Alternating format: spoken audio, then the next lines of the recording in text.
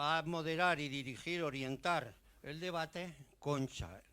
Y por lo tanto, yo sin más le doy la palabra y comienzas. Bueno, pues esto es... Sí.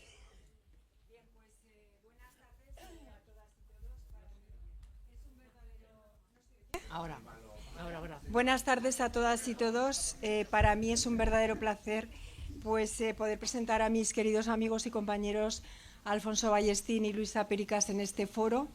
Hay compañeros que han preparado su ponencia sobre justicia y derechos humanos, un tema totalmente de actualidad siempre, pero ahora, pues con una mayor intensidad, teniendo en cuenta la situación internacional tan convulsa que estamos pasando, en la que día sí y día también se están violando normas internacionales y derechos humanos. Ellos van a hablar del tema. Van a hablar de su ponencia, cada uno la va a enfocar, entiendo, desde su perspectiva, desde su enfoque, teniendo en cuenta que Alfonso ejerce y es especialista en la jurisdicción penal y Luisa ejerce y es especialista en la jurisdicción social. Pero antes de presentaros o de daros un perfil sobre mis compañeros, sí que me gustaría lanzar unas notas, unas pinceladas sobre nosotros como asociación. Para que nos conozcáis, o al menos para que nos conozcáis un poco mejor. Deciros que las juezas y jueces por ley no podemos pertenecer a partidos políticos ni a sindicatos, pero sí que tenemos nuestras asociaciones profesionales. Deciros que de las 4 asociaciones profesionales de judicatura que hay en el país, la única, la nuestra, Juezas y Jueces para la Democracia, es la única asociación, tristemente, o no tristemente, porque al menos la única asociación de signo progresista.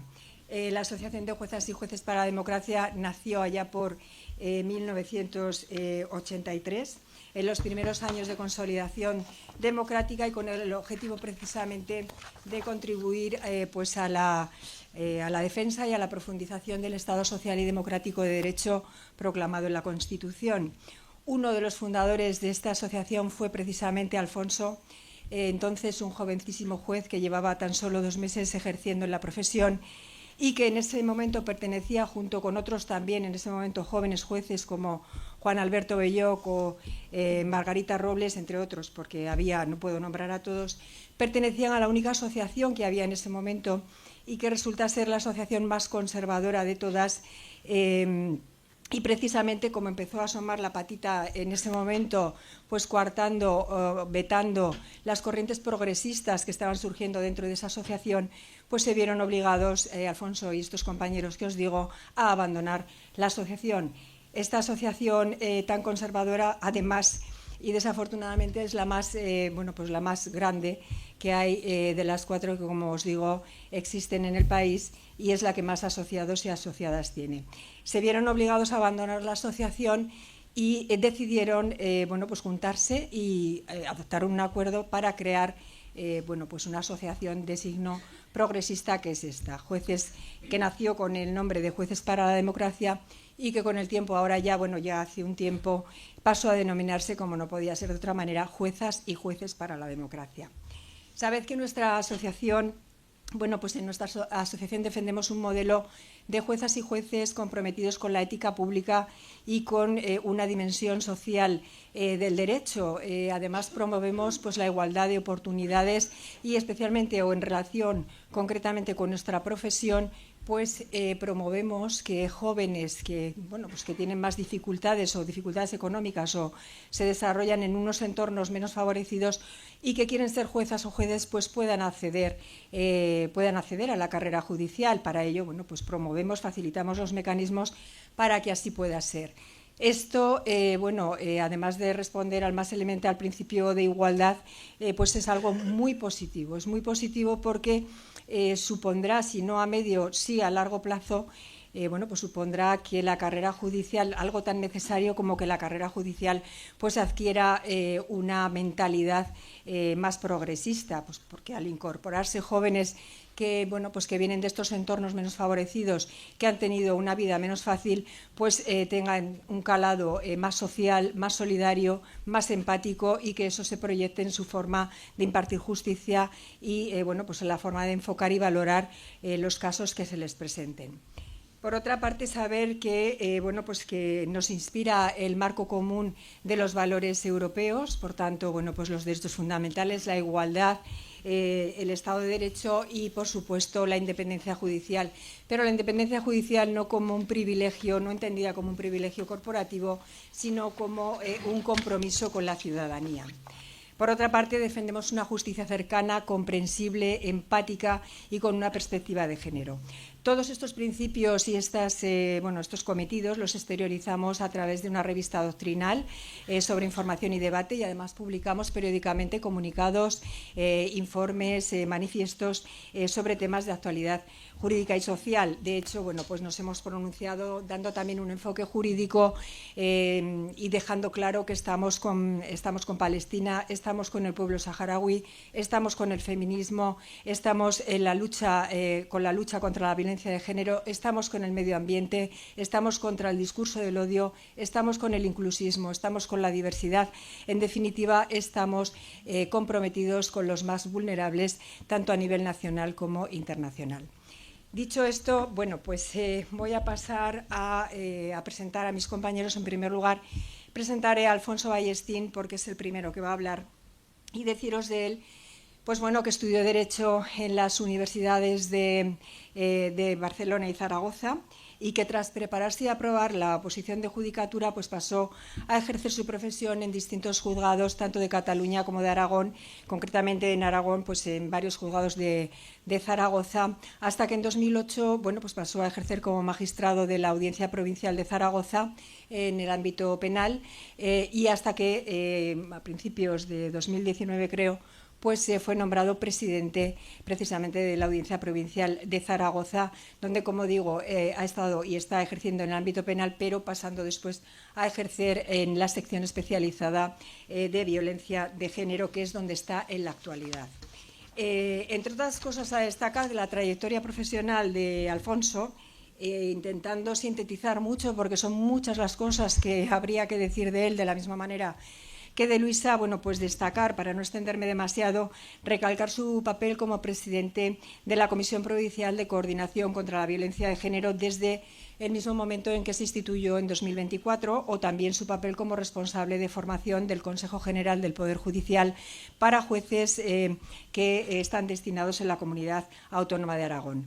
Además, hay que destacar su participación como ponente en numerosos cursos y jornadas, como digo, por citar algunos a título de ejemplo, porque son muchos y en distintos foros, pues citar jornadas sobre violencia intrafamiliar, participación en mesa de debate en el Colegio de la Abogacía de Zaragoza, en el Pacto de Estado contra la Violencia de Género, mesas redondas sobre los juicios paralelos también en el Colegio de la Abogacía de Zaragoza, jornadas sobre reformas contemporáneas del Estado de Derecho. Ha sido ponente también en el Colegio de la Abogacía de Zaragoza sobre la controvertida Ley de Garantía Integral de la Libertad Sexual, la conocida Ley del solo sí es sí, abordando, bueno, pues todo lo que se suscitó en cuanto a su aplicación y a la revisión de condenas en delitos de naturaleza sexual. También decir que ha realizado plurales actividades en el ámbito docente y que ha publicado numerosos estudios y artículos, a título de ejemplo, entre otras, en la revista digital Andalán, como por ejemplo pues de la derogación de la doctrina Parot, prejuicios mediáticos, feminismo judicial, prisión permanente, justicia o venganza, o jueces responsables. Estas notas son informativas sobre, digamos, su trayectoria profesional, su devenir en el mundo del derecho, pero a mí me gusta también pues aportar unas notas sobre lo que es el factor humano. Me parece que importa, pues para que conozcáis un poco a la persona que os va a hablar. Desde luego lo voy a decir desde mi punto de vista, que puede ser subjetivo, pero es lo que yo percibo de Alfonso, y os puedo decir pues que es una persona cercana, culta, amigable, participativa, con humildad y hospitalaria.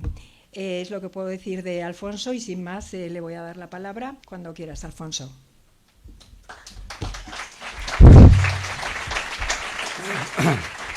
Pues muchas gracias. La verdad es que estoy un poco acatarrado y a lo mejor a veces me da la tos, pero vamos, si eso ya pido disculpas. Bonitas palabras, Concha, te lo agradezco. Desde luego, todo el currículum que has puesto lo que demuestra es que ya tengo unos años, que me voy haciendo mayor, pero bueno, hay que seguir, ¿no? Y en principio, pues, en fin, ese es mi propósito, seguir hasta donde pueda. Y vamos, también agradecer a Lorenzo Barón, que me ha hecho mucha ilusión, que ha hecho la introducción que ha hecho, porque ya, bueno, todos lo conocemos, un viejo luchador sindical, ya en los tiempos del tardofranquismo y la transición, y bueno, la verdad es que yo no lo conocía personalmente, pero sí recuerdo cuando yo era estudiante en la universidad que ya estaba por ahí en la batalla, ¿no? Y ahí ha seguido, y ahí parece que sigue, a pesar de que ya vas teniendo unos añicos también. Bueno, también agradecer al Club de Opinión El Acebo, por supuesto, y sobre todo felicitarle por haber elegido ese tema en estos tiempos tan convulsos, ¿no? Estos tiempos en que hay por ahí un loco que está preparando guerras y bombardeando países que no son el suyo, y desde luego que está preparando una gorda, asesinando a la gente para divertirse, además, porque él mismo lo ha dicho, ¿no? Es muy lamentable, nadie podía imaginarse que esto pudiera pasar, pero bueno, llegó Trump y pasó, ¿no? Entonces, pues eso, yo creo que es un momento muy oportuno para analizar estos temas de los derechos humanos. Pues, bueno, haciendo un poco de historia, por saber un poco de dónde venimos cuando hablamos de los derechos humanos, ya cuando está terminando la Segunda Guerra Mundial, en el 1945, ya se siente la preocupación por lo que había pasado y se intenta por los dirigentes políticos de los distintos países, de las distintas naciones que habían participado y que habían quedado en la ruina, que había que hacer algo para que eso no se volviera a repetir, ¿no? Entonces lo que deciden es hay que preparar una organización y sentar unas bases para que esto no se repita, como digo. Se reúnen en San Francisco durante 2 meses, 50 países en aquel momento, y al final se reúnen desde el 25 de abril hasta el 26 de junio y al final deciden sacar un documento muy complejo y con todas las bases de lo que tendría que tener esta organización a nivel mundial y que tendría que preservar sobre todo a la humanidad para que no volviera a ocurrir lo que ocurrió. Entonces es lo que luego se llamaría la Carta de las Naciones Unidas. Terminan con este documento, lo suscriben los 50 países y luego ya lo van ratificando hasta que se hace efectivo a partir de octubre. Es ahí donde empieza también la preocupación por los derechos humanos, porque había que hacer algo complementario, evidentemente. Se crea la ONU con unas bases, con una organización y con una perspectiva, ¿no?, de intentar trabajar en este sentido. Pero lo que ocurre es que tiene que hacerse una Declaración Universal de los Derechos Humanos. De alguna manera ya los derechos se estaban reivindicando progresivamente, pero había que hacer algo formal, ¿no? Entonces, después de haber fundado la Organización de las Naciones Unidas, 3 años después hacen la proclamación de los derechos humanos en París, una asamblea general, y allí es también donde se establecen una serie de 30 artículos que se refieren a este tema, ¿no? Unos derechos humanos que está muy bien recogerlos formalmente, pero que luego se tienen que complementar con los correspondientes tratados para que esos derechos sean efectivos y se puedan garantizar. Es lo que ocurriría después a nivel europeo con el Tratado de los Derechos Humanos que se hace, ya digo, 2 años más tarde, en 1950, en Roma, ¿no? Bueno, la proclamación se había hecho en París, la declaración esta que se hace, el Tratado Europeo de los Derechos Humanos, se hace en Roma también. Hay que pensar esto, que primero la Organización Internacional, la ONU, se proyecta a nivel mundial y esto otro ya es reducido al Consejo al Consejo de Europa, y concretamente, que acaba de nacer, ¿no? Se reduce pues regionalmente a los países europeos, en principio muy pocos, pero luego se va ampliando. Como digo, este proyecto sigue todavía en la actualidad funcionando con los mismos objetivos y ampliando, ¿no?, fines y actividades. Concretamente, los fines iniciales eran eso, preservar a la humanidad para que no volviera a haber guerras de aquel calibre, para velar también por la seguridad del mundo, para proporcionar ayuda humanitaria donde hiciera falta, era otro de los objetivos que se marcaron, también para proteger los derechos humanos y para defender el derecho internacional. En fin, todo lo que ahora este loco que hemos comentado al principio está empeñado en romper, ¿no? Esos fueron los objetivos que se trazaron entonces, y luego hay algunos más recientes, como pueda ser el de la Agenda 2030, que es por el desarrollo sostenible de todo el mundo, vamos, para que todo se vaya avanzando en una necesidad de que este mundo sea más ecologista, más ecológico, y que verdaderamente no nos lo estemos cargando con todo lo que se está haciendo hasta ahora. También se marcan una serie de medidas que se refieren al cambio climático. En fin, todo esto quiere decir que la historia de los derechos humanos y de la ONU se va continuando y se va escribiendo todavía, ¿no? Y esperemos que dure. En fin, en cuanto a los derechos humanos, llevamos ya 80 años y yo creo que seguiremos así. En principio, los derechos humanos marcan una pauta. En principio, todo el mundo, todos los seres que estamos en este mundo, por el hecho de estar, por el hecho de ser humanos, tenemos ya esos derechos reconocidos en la proclamación esta universal que se hizo. Y desde luego, simplemente se marca también unas líneas de que tiene que ser esta igualdad con independencia del origen étnico, del género, del idioma, de cualquier otra condición, ¿no? Entonces, esta universalidad que contempla la Declaración es lo que hace que luego se desarrolle todo lo que se hizo en aquel momento, en el 1948, todo lo que se hizo, que se desarrolle posteriormente, como digo, en tratados. Se van inspirando una serie de tratados que en este momento llevamos ya más de 70. Y también los derechos humanos se van incorporando a las constituciones con la forma de derechos fundamentales, como es en nuestro caso, y se van incorporando ya como derechos que marcan un poco las líneas fundamentales de la ley suprema que tenemos en cada ordenamiento jurídico.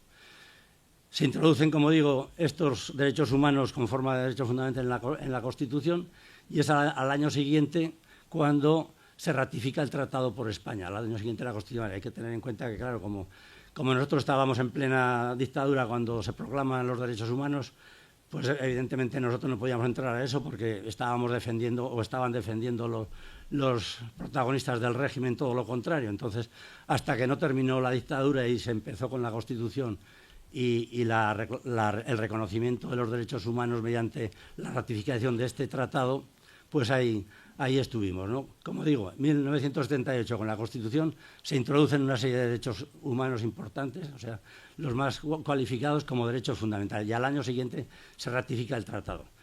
Ratificar el tratado suponía que nos sometíamos no solo a la jurisdicción interna para que se defendieran esos derechos, sino también al Tribunal Europeo de Derechos Humanos, que es el que se había establecido para tutelar estos derechos a nivel internacional. Todavía estamos en el marco europeo porque es dentro del Consejo de Europa donde se estableció este tratado, ¿no? Bueno, se me seca la boca.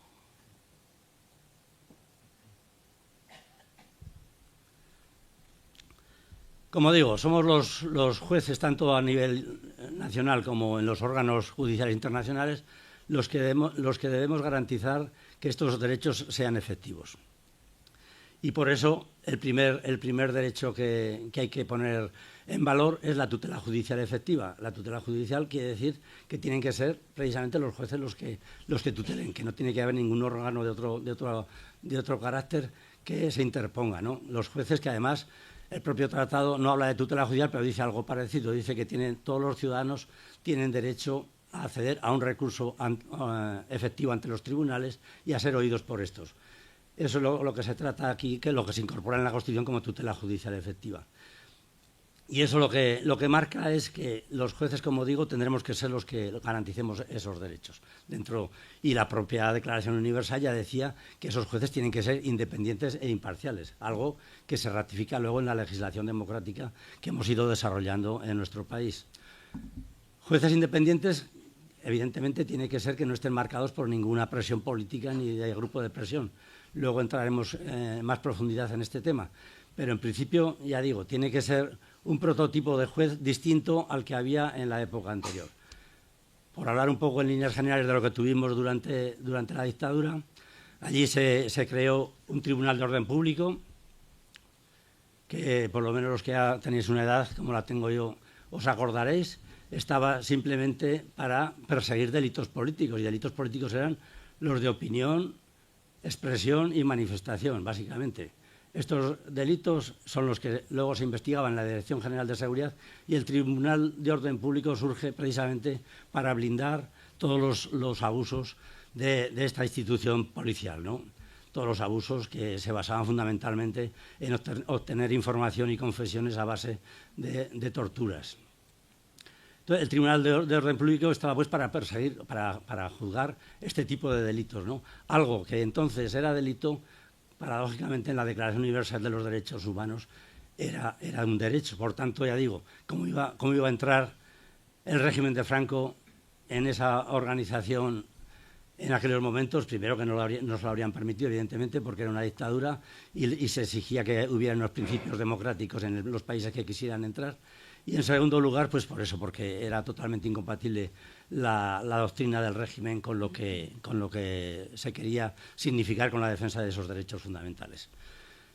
Ya digo, por poner un ejemplo, eran esos delitos de opinión, y desde luego en el Tribunal de Orden Público se cometían muchos abusos. También otros tribunales que funcionaban y todavía incurrían en más abusos eran los tribunales militares, con la agravante además de que estos tribunales juzgaban juicios en los que se pedían penas de muerte y penas de muchos años de prisión. Entonces, como digo, aquello no era compatible con los derechos fundamentales, era precisamente todo lo contrario. Y los jueces, ya digo, tenían que ser independientes y, por tanto, tampoco cuadraban. Los jueces que había en el Tribunal de Orden Público y en los tribunales militares se organizaban, o sea, prácticamente estaban totalmente implicados en el régimen, o sea, eran partícipes de ese régimen, y por tanto no les preocupaba la independencia que ahora se proclama como una necesidad del Poder Judicial. No les preocupaba porque, aunque no fueran independientes, ellos formaban parte de aquellos abusos y de aquellas barbaridades que ocurrían, ¿no?, en aquellos momentos. Y tampoco les preocupaban que se garantizaran derechos en los tribunales, porque aunque no los garantizaban, y de hecho no los garantizaban, porque las defensas en estos tribunales, las defensas jurídicas, estaban totalmente coartadas y censuradas, aunque no se respetaran las garantías, ello tampoco les inquietaba en absoluto, porque no les pasaba nunca nada. Al contrario, cuando un abogado planteaba alguna pregunta referida a malos tratos que pudiera haber sufrido un detenido, el juez o el presidente del tribunal le cortaba y no le permitía plantearla en esos términos. Y además se daba pleno valor a los atestados policiales como si fueran dogmas de fe. O sea, allí, en estos temas, el Tribunal de Orden Público era así como funcionaba. Y los tribunales militares, como digo, pues igual. Algo habréis leído sobre los juicios. De hecho, de los tribunales militares tenemos el triste recuerdo de que las 5 últimas penas de muerte se ejecutaron en 2 meses antes de que se muriera el dictador. O sea, de nada valió que a nivel internacional se presionara al Estado español para que no las ejecutara, porque siguió adelante, y además el régimen convocó a los súbditos de la dictadura para que proclamaran que aquello es lo que había que hacer y para que censuraran la intromisión de los países extranjeros, que les llamaban hordas extranjeras contra el régimen y tal. En fin, convocó esas manifestaciones con mucho éxito, y de nada sirvieron las presiones internacionales, incluido el Vaticano, para que aquello no se produjera, y se produjo, desgraciadamente. La independencia de los jueces hoy en día, por mucho que se hable, a veces se dice que no existe, pero yo creo que es un poco porque hace falta un poco de pedagogía para entender lo que es en definitiva la independencia. No estoy hablando de la independencia de todos los jueces, sino de la independencia del Poder Judicial como tal. Para empezar, a veces se nos confunde lo que somos los jueces que ejercemos la jurisdicción y ponemos las sentencias con lo que son los vocales del Consejo General del Poder Judicial, y por eso muchas veces se plantea: los jueces no pueden ser independientes mientras los nombren los políticos. Los políticos no nombran jueces, nombran vocales del Consejo, y precisamente, aunque algunos sean de procedencia judicial, una vez que pasan a formar parte del Consejo General del Poder Judicial, ya no son Poder Judicial, ya no ponen sentencias ni ejercen jurisdicción. Por tanto, hay que tener ese primer punto de diferencia. Los jueces somos independientes, y está nuestra independencia blindada constitucional y legalmente, Y esto no quiere decir que individualmente haya jueces que se dejen presionar por grupos políticos o por grupos de presión del tipo que sea.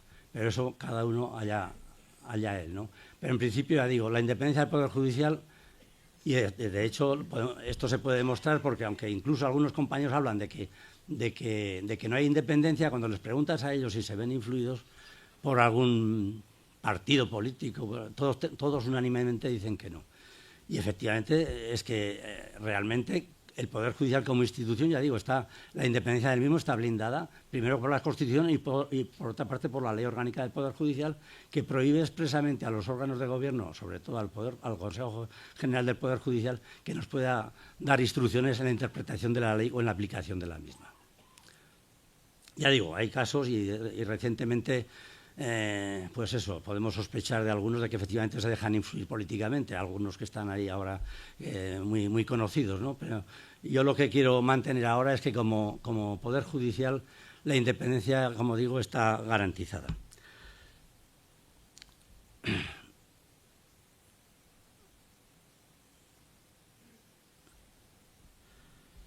Otro derecho fundamental, hemos hablado de la tutela judicial efectiva, de hecho, de alguna manera es el acceso a la justicia para defender los derechos y que esto, como digo, pues está ahí por jueces independientes. Luego está el derecho a la igualdad, otro derecho que también se incorpora a la Constitución y que en principio se marca así que todos somos iguales. Y en principio esto tiene relación con lo anterior. Ahí es un poco la demostración de que los jueces, bueno, hay ejemplos, algunos estaréis pensando que eso no es así porque el Poder Judicial, como dijo incluso un presidente del Consejo, el señor Lesmes, está solo concebida la justicia para los robagallinas, y esto se dice mucho y queda muy bien, pero realmente hay ejemplos de que eso no es así. Por la justicia y por la cárcel han pasado ministros, Barrio Nuevo, Jaume Matas, Zaplana, etcétera, etcétera. Ha pasado algún banquero, Mario Conde, ha pasado por la cárcel incluso jueces. Ahí está el juez Alba, el juez Estibil, los jueces García Lavernia, bueno, alguno más por ahí que me dejo, Lorenzo, no sé cómo se llamaba aquel otro, en fin, una serie de personas que digamos poderosos que también han pasado por la cárcel. Esto quiere decir que verdaderamente a lo mejor individualmente hay jueces que se dejan influir, pero hay otros que no y que efectivamente hacen que ese principio de igualdad se cumple a la hora de pasar por la justicia, ¿no? Un ejemplo también muy sintomático es el de la infanta Cristina. Por ejemplo, cuando se le imputó, luego resultó que fue absuelta porque realmente no se consiguió en el juicio que se quedara acreditada su responsabilidad en los hechos. Había un tema que se seguía por el posible delito de blanqueo de capital y de fraude fiscal, porque una empresa que compartía con su marido había ingresado dinero de procedencia ilícita y luego se había utilizado para blanquearlo, pero realmente al final no se demostró. Pero bueno, esto quiere decir que todo funciona y que además esto habrá que enlazarlo con otro derecho que ahora voy a analizar, que es el de la presunción de inocencia. En principio, ya digo, todos somos iguales. Hay una salvedad, que incluso está en la Constitución, el propio rey. O sea, el rey es el único ciudadano que no responde de sus actos porque así lo establece la propia Constitución. Si algún día se modifica la Constitución, yo creo que será la primera reforma que habrá que afrontar, ¿no? Para que verdaderamente se cumpla el propio principio que la propia Constitución proclama y que se aplique para todos, ¿no? Bueno, también la Constitución, esto de la igualdad tampoco se cumple cuando se produce la sucesión de reyes, que ahora se da prioridad al heredero que sea también hombre en detrimento de las mujeres, aunque no sea el hombre el primogénito de la familia, ¿no? Eso también supongo que ahora a mí no me preocupa tanto como lo primero, pero bueno, también habría que cambiarlo, supongo. Bueno, pues eso, hablando un poco del tema de la infanta Cristina, que empezó como investigada en el procedimiento y en el juicio se le absolvió, esto no se le absolvió precisamente porque no se consiguió acreditar que efectivamente había tenido intervención dolosa, o sea, que había tenido intención de participar en esos delitos junto con su marido. Podremos estar de acuerdo o no con el resultado del juicio, pero la verdad esto nos demuestra que el sistema funciona y que aquí en este caso la presunción de inocencia también salió a flote, es otro de los derechos fundamentales. La presunción de inocencia, todos sabéis, me imagino que, bueno, me va a permitir tutearos, no sé si os he tuteado antes ya, además hay muchas caras conocidas, amigos y tal. La presunción de inocencia consiste en que hay que demostrar la culpabilidad de una persona que está allí en el juicio para que pueda resultar condenada. O sea, hay que contar con pruebas suficientes para que al final se pueda decir, pues sí, estamos convencidos, por parte del tribunal, estamos convencidos al 100% de que esta persona ha cometido este hecho que es delictivo y por tanto merece una condena, ¿no? Eso es la presunción de inocencia. Pues como digo, en este caso de la infanta Cristina es lo que prevaleció y es lo que existe como derecho en la propia Declaración Universal de Derechos Humanos y en la propia Constitución, que como digo es un trasunto de esa Declaración Universal.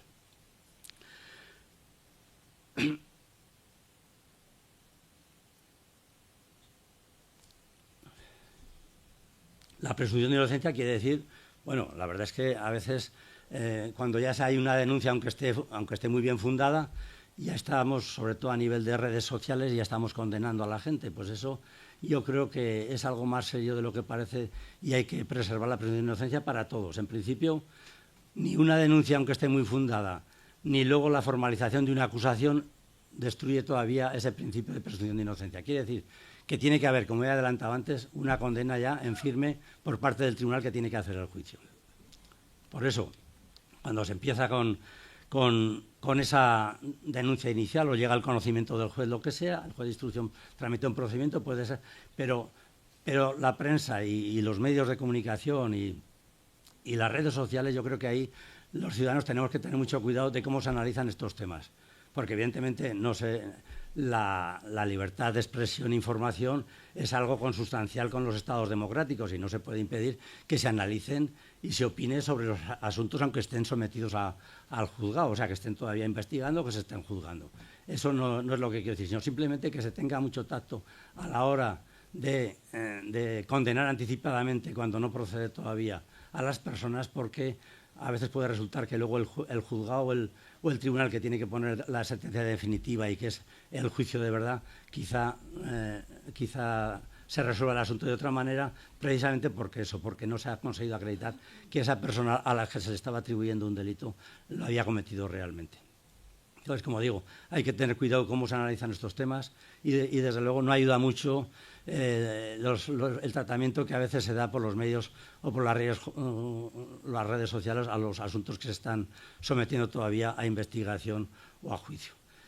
Ya digo, no se puede impedir no se debe impedir que se opine sobre las cuestiones, sobre los juicios, sobre los procesos, sobre la evolución del material probatorio que se va formando, pero sí tener en cuenta que también hay que preservar y proteger ese otro derecho fundamental que se llama presunción de inocencia, ¿no?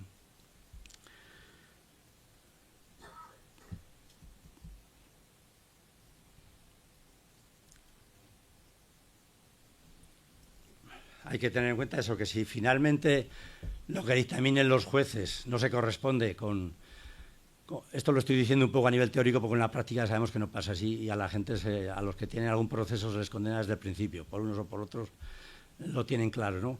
Entonces puede ocurrir que al final lo que dictaminen los jueces, que es lo de verdad, es lo que no convenza al común de los mortales que han estado opinando o que se han estado influyendo de esos juicios paralelos que se han hecho por quien no tenía la legitimación para hacerlos, ¿no? Y que han adelantado ya incluso condenas sin que se hubiera terminado el asunto en el tribunal. Lo que en la práctica está pasando muchas veces es, que de ahí viene también el desprestigio de la judicatura en las encuestas, lo que está pasando en estos casos es que al final son los jueces los que se equivocan y por tanto que si se han equivocado será por algo, o bien porque son prevaricadores o porque se han vendido, así de claro. Pues bueno, eso yo creo que si se tocaran estos derechos y si verdaderamente se estuvieran analizando estos derechos y se utilizaran y se ejercieran con pleno respeto hacia los demás y hacia, claro, si estás ejerciendo un derecho contra el honor de una persona estás ejerciendo un derecho de crítica contra una persona ha podido hacer y luego se demuestra que no lo ha hecho, o por lo menos se demuestra que que no hay material probatorio suficiente para considerar que lo hizo, pues entonces ya digo, el tribunal lo habrá tenido muy claro, pero los ciudadanos, como ya lo han condenado a esa persona, pues para ellos será lo que ha servido y se habrá producido un estigma ya irreversible para esa persona, se le habrá producido unos perjuicios ya irreversibles de cara al futuro.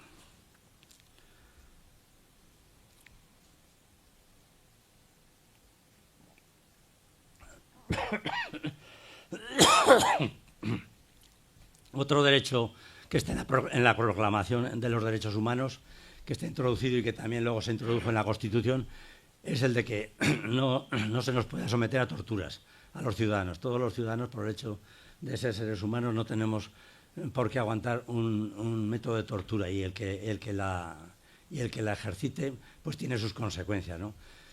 Como derecho es importante resaltarlo, por lo que he dicho antes, que efectivamente se utilizó en otros tiempos la tortura como medio de obtener información, de obtener delaciones de compañeros que estaban en la lucha en grupos organizados frente al régimen, etcétera, etcétera, ¿no?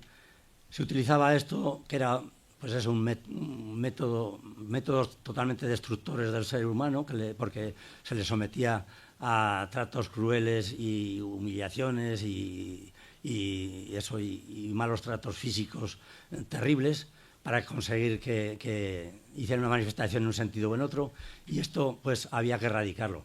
Es lo que se utilizó, ya lo he referido antes de pasada, en los tribunales estos que como digo, blindaban la actuación de la Dirección General de Seguridad, en la que se torturaba y algunos se dejaron allí la vida en la propia dirección. Ya en mis tiempos, todavía no había empezado yo la carrera, pero en mis tiempos jóvenes ocurrió con Enrique Ruano, que tú te acordarás por el nombre, un estudiante de Derecho al que lo pillaron repartiendo octavillas de comisiones y luego pues lo asesinaron, lo tiraron de un 7º piso. O sea, y realmente esto, claro, luego coló como un suicidio, se había tirado voluntariamente, claro. También ocurrió mucho antes con Tomás Centeno, un líder del PSOE en el año 53, que también murió torturado a base de torturas. Otros no murieron con las torturas, pero luego fueron ejecutados, como pasó con Julián Grimao, con Francisco Granado, con Joaquín Delgado, en fin. El primero, quizá el Grimao es el más conocido, pero era del Partido Comunista y murió fusilado después de un juicio sumarísimo, pero vamos, tenía signos evidentes de haber sido torturado de forma brutal. Y luego también los otros dos que he mencionado, el Francisco Granado y Joaquín Delgado, estos eran anarquistas, también los pillaron con explosivos dentro de un coche. Parece ser que estaban preparando algún atentado contra Franco, pero realmente lo juzgaron por un atentado que se había producido en otro sitio, ¿no? Y entonces en 20 días les hicieron el juicio sumarísimo, por supuesto, los torturaron todo lo que pudieron y más, y al final los sometieron a garrote vil, los ejecutaron. Pero en fin, quiero decir que las torturas estaban a la orden del día, era el método que sistemáticamente se buscaba esa información y, por supuesto, pues cuando llegó la democracia, lo primero que se planteó es que todos aquellos métodos había que erradicarlos tajantemente, incluso ya en la Constitución, y allí se incluye en la Constitución, en la que se puso la prohibición de la tortura como trasunto del derecho a no ser torturados de la Declaración Universal de Derechos Humanos.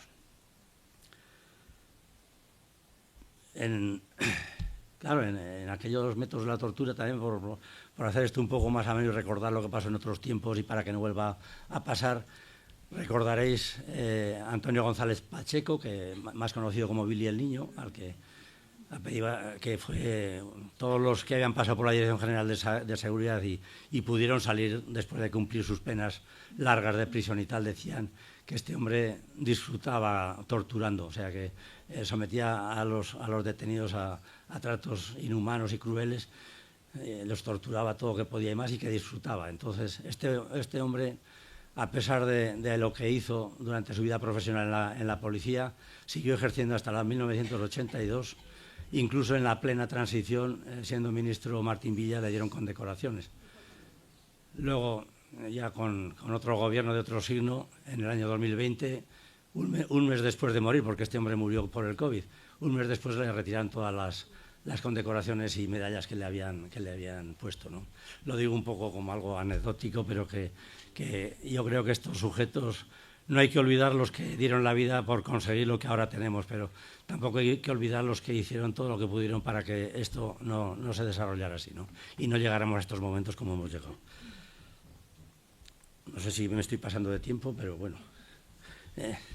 Pues sí, eso casi. Voy a ir terminando simplemente haciendo una referencia a lo que se ha conseguido, y lo importante es que se siga manteniendo, y por tanto desde aquí quiero también hacer una llamada para que hagamos pedagogía, sobre todo con los jóvenes, ¿no? Porque según las encuestas que se van conociendo, pues se van escorando hacia la extrema derecha. Parece que no son conscientes de lo que hemos ganado en todo este periodo democrático en materia de derechos y libertades. No los ponen en valor porque si no, desde luego, ni se les ocurriría tener opciones de estos que lo único que van a hacer en este mundo es intentar convencer para regresar a esos tiempos tan funestos que tuvimos en otra época de nuestra historia, ¿no? Entonces, simplemente quiero eso, que de alguna manera hagamos lo posible cada uno en nuestro ámbito para recordar lo que pasó, para recordar también la transición, por mucho que se haya criticado. De hecho, a veces se oye que la transición es una continuación del régimen franquista, eso se ha oído incluso a políticos de izquierdas, ¿no? Yo pienso, yo viví la transición en vivo y en directo y creo que podía haber sido mejor. No soy de los que dicen que fue modélica, pero desde luego lo que se consiguió fue a base de negociación, y quizá si no se hubiera producido la transición como se produjo, de forma negociada, podríamos haber tenido otro enfrentamiento civil en el peor de los casos, lógicamente, o no habríamos conseguido ese cambio de sistema y de reconocimiento de derechos como el que se reconoció a partir de la vigencia de la Constitución, ¿no? Por eso creo que la transición, con todos sus problemas, y sin perjuicio de que ahora en estos tiempos ya se puedan revisar las normas de la Constitución de aquellos tiempos, yo creo que fue un buen proceso, un proceso negociado, que unos aportaron algo, o sea, cada uno perdió algo de sus principios, pero al final se consiguió, sobre todo la Constitución, una ley fundamental muy positiva para todos nosotros, y que ha marcado un poco el futuro, y sobre todo que ha permitido desarrollar una legislación que no solo permite recordar esos derechos fundamentales, sino también protegerlos y hacerlos efectivos para que no se queden solo en una proclamación. Muchas gracias.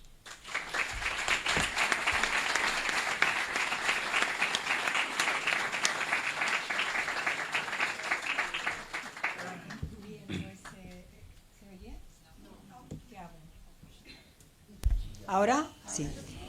Bien, pues una vez que ha finalizado Alfonso, voy a pasar a presentaros a mi querida amiga y compañera de profesión, Luisa Pericas. Haré también un perfil, digamos, profesional, y también en parte político, porque también ha desempeñado alguna función política antes de ejercer en la judicatura.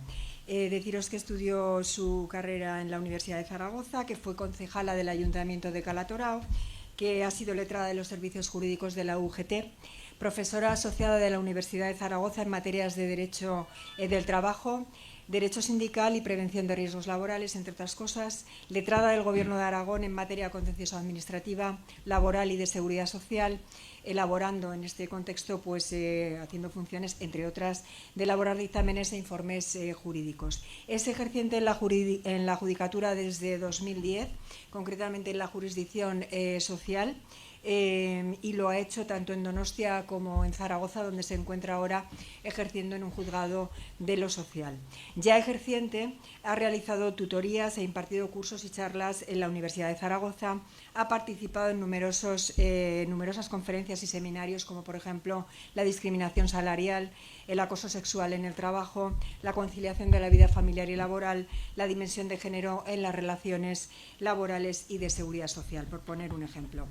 Ha realizado diversas publicaciones, como entre otras la prestación de paternidad y maternidad en la Ley de Igualdad Efectiva entre Hombres y Mujeres. Es una gran conocedora del derecho comunitario europeo, una gran estudiosa de la jurisprudencia, y es verdad, es que aunque haga esto es verdad, una gran estudiosa de la jurisprudencia del Tribunal Europeo de Derechos Humanos, es una jueza apasionada por Europa, por el progreso y la cultura, y con una vocación jurídica de servicio proyectada sobre todo al trabajo en equipo en el ámbito internacional.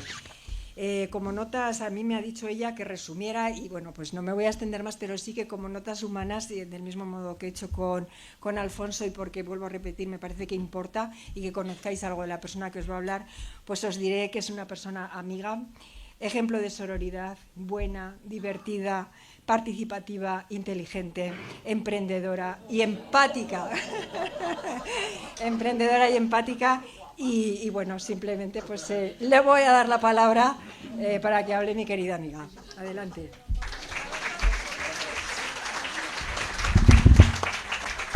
¿Y ahora qué voy a decir yo?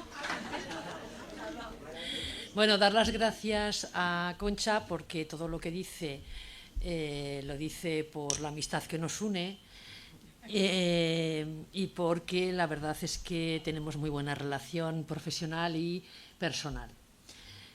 Dar mucho las gracias también a la Asociación Acebo y a Lorenzo Barón, que conozco desde mis tiempos in illo tempore, cuando yo trabajaba de letrada de la UGT y teníamos conflictos siempre pues porque nos suspendían manifestaciones y cosas parecidas. Y sin más, es que no sé qué decir después de lo que dice Concha, no sé lo que decir. Yo os voy a hablar, de una cosa un poco concreta que a lo mejor es un torroño, A ver, yo os voy a hablar de lo que es la justicia y los derechos humanos en el ámbito de la empresa, porque la primera cosa que os quiero decir es que en el ámbito de la empresa también hay derechos humanos. Y como primera cuestión que os voy a decir es la frase de un activista por la democracia, que es Joan Dominic, que establecía y decía que no se puede matar la verdad y tampoco se puede matar la justicia. Hemos dicho anteriormente, bueno, lo ha dicho mi querido compañero Alfonso, que los derechos humanos se incorporaron a las constituciones. Por consiguiente, ¿qué es lo que hay? La protección de los derechos humanos tiene que depender de los mecanismos de protección que existan nacionales, es decir, a nivel nacional. Por tanto, ¿qué es lo que hay que hacer? Que esos derechos humanos universales sean incorporados a la Constitución, a las constituciones de los países, y que además sean también incorporados a la legislación ordinaria. Otra de las cuestiones que son relevantes para la defensa de lo que son los derechos humanos son que los profesionales del derecho, en concreto los profesionales de la justicia, interpreten la legislación conforme a las normas de los derechos humanos, conforme a las normas interpretativas en favor de la persona, en favor de la tutela judicial efectiva, en favor de la igualdad, en favor de la no discriminación. Por último, quería deciros en este caso que lo fundamental en la protección de los derechos humanos es que su vulneración tenga consecuencias jurídicas, es decir, que sean sancionados o, como decía mi compañero, a una justicia efectiva, una tutela judicial efectiva. Quería referirme porque el primer eslabón y el más importante en los derechos humanos es el cercano.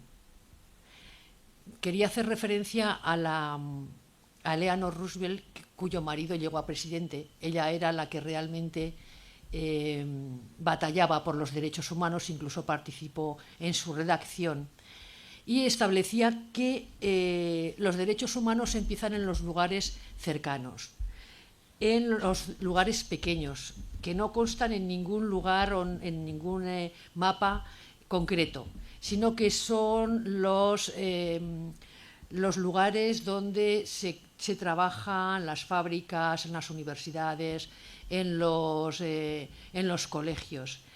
y donde las personas, tanto mujeres como hombres como niños, piden las garantías de igualdad, de dignidad y de no discriminación, llegando a decir Eleanor Roosevelt que si esa protección no existe en esos lugares cercanos, no sirve de nada ni se garantiza en ningún otro sitio.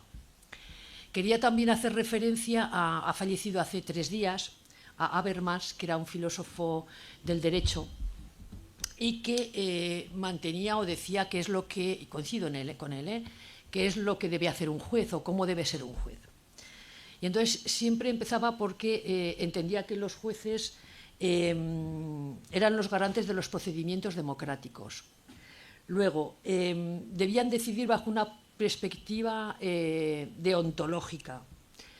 Lo que pretendía era que sus resoluciones fueran justas para todos y que no obedecieran a ninguna cuestión de estrategia política o de oportunidad. Decía, y eso es importante, que la propia sentencia, la propia resolución debía justificarse públicamente,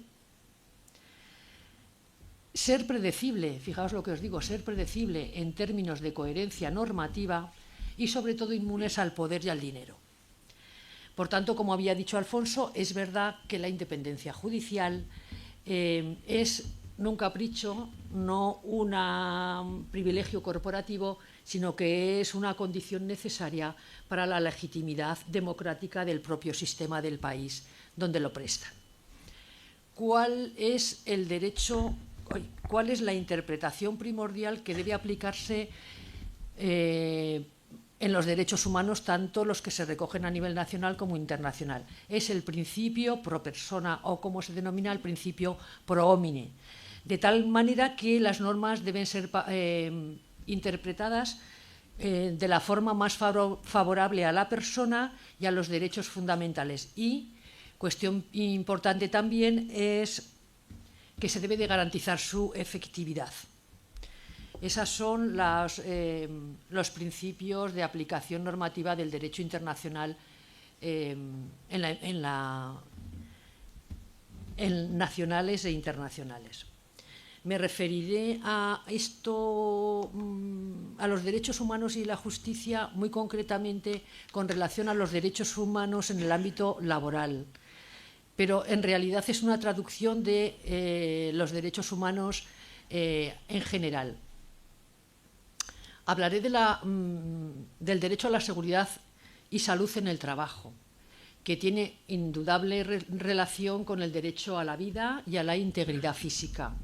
Con los datos que ha dado la Organización Internacional del Trabajo, el año pasado existieron 2,93 millones de trabajadores que mueren cada año como consecuencia de factores relacionados con el trabajo y 395 millones que sufren accidentes laborales que no son mortales. Fijaos qué números os estoy dando.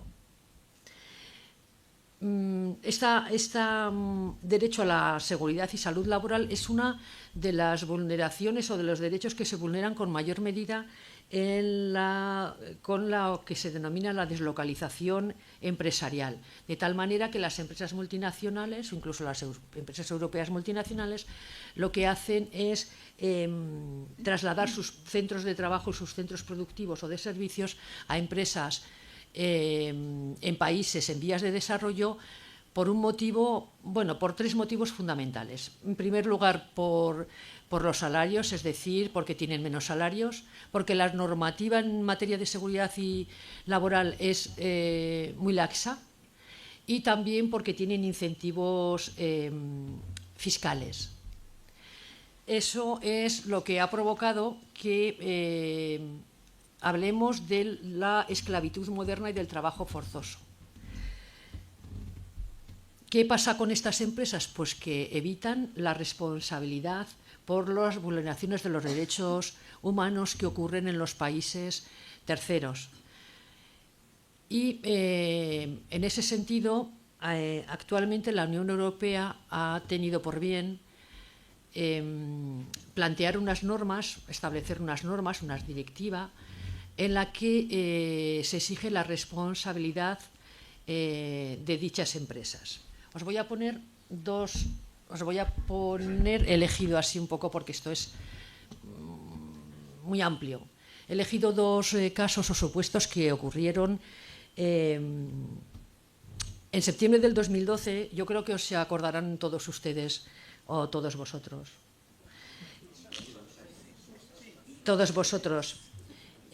Se produjo un incendio devastador en una fábrica textil que se llamaba Ali Enterprise en Karachi. Y era el principal cliente, o por decirlo así, la empresa principal, que vosotros entendéis más de ese tema, era una empresa alemana que se llamaba KIK. K-I-K.